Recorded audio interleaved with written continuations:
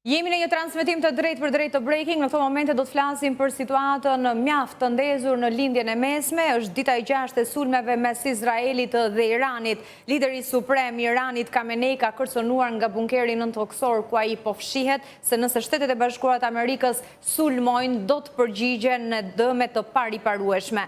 Po ashtu është shprehur se Izraeli ka bërë një gabim të madh. Ndërkohë Izraeli ka nisur një valë sulmesh që përfshinin më shumë se 50 avion në vendet iraniane, aty ku mendohet se është pikërisht edhe prodhimi i centrifugave të raketave në Iran.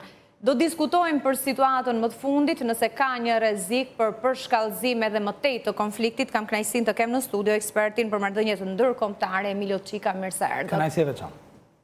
A ka ende hapësirë për diplomaci apo është kaluar kjo pikë tashmë?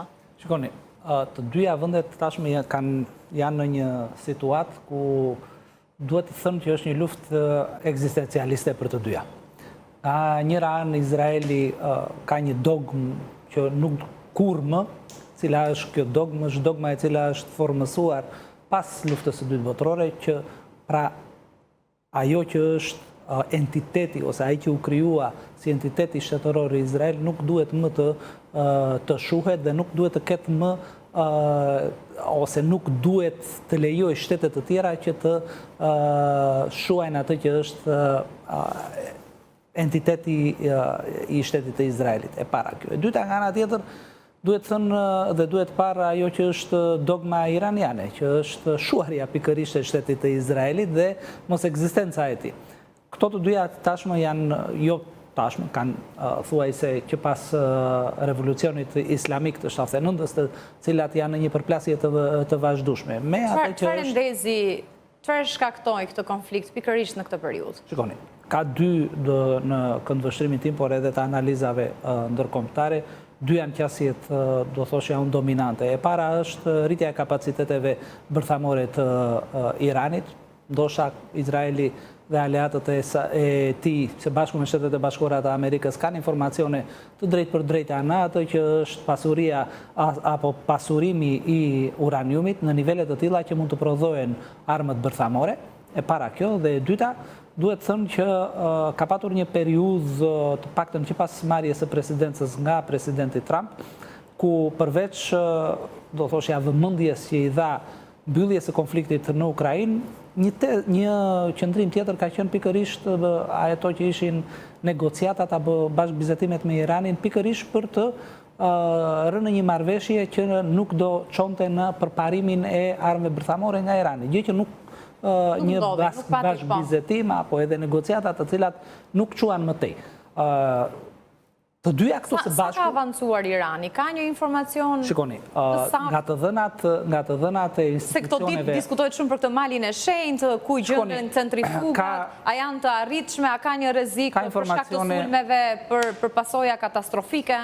Informacionet duhet thënë që janë të paktën ato që janë zyrtare, nuk flasin për një pasurim të nivelit të uraniumit në nivelet të tilla që të prodhohet armët bërthamore. Nga ana tjetër ka qëndrime, do thoshja unë, të dyanshme. Për shembull, ditën e dieshme në mos gaboj, shefja e sigurisë së brendshme në Shtetet e Bashkuara të Amerikës mbajti një qëndrim që nuk ka të dhëna zyrtare që Irani mund të jetë në gjendje për të prodhuar ose të jetë afër prodhimit të armëve bërthamore. Gjë që u rrëzua nga deklaratat e presidentit Trump, i cili tha që këto qëndrime nuk janë të vërteta dhe aludoi që ndoshta Irani është në afërsi të prodhimit të armëve të tilla bërthamore. Nëse është me ndoshta, edhe e pasqaruar situata, a legjitimohet ky operacion, kjo nisje lufte?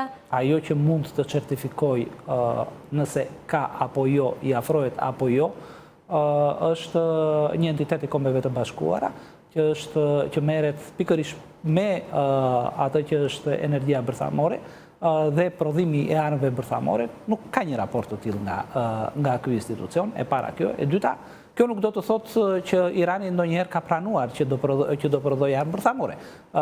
I ka të gjithë këtë investim e ka kryesisht për arsye energjetike, së pari, të paktën siç deklaron në aspektin zyrtar, dhe për arsye kërkimore. gjë që kjo nuk mbështetet as pak nga ato që janë qëndrimet e Izraelit dhe tentativat dhe logjikat të çonë që Irani tenton vazhdimisht për të arritur atë që është të ketë dhe të zotroj armë bërthamore. Me ndihmën edhe të shteteve të tjera apo edhe të logjistikës nga shtetet të tjera. Kështu që ka qenë një proces i vazhdueshëm nga Irani për të arritur në nivele të tilla për të pasuruar uraniumin në mënyrë që të arrijë të prodhojë armët bërthamore.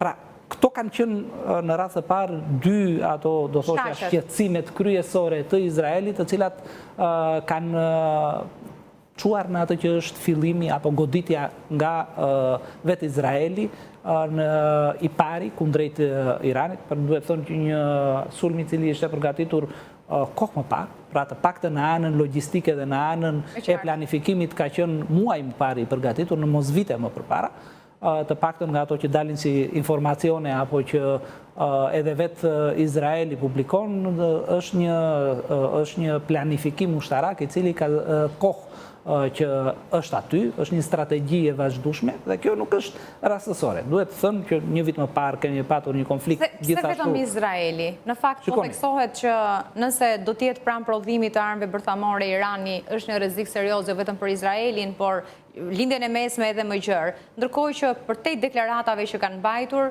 nuk po shohim një angazhim të drejtë për drejtë Shteteve të Bashkuara të Amerikës apo edhe shteteve të tjera që e kanë mbështetur në këtë fazë luftën e nisur. Varet që duhet nënkuptojmë me angazhimin e drejtë për drejtë të Shteteve të Bashkuara të Amerikës.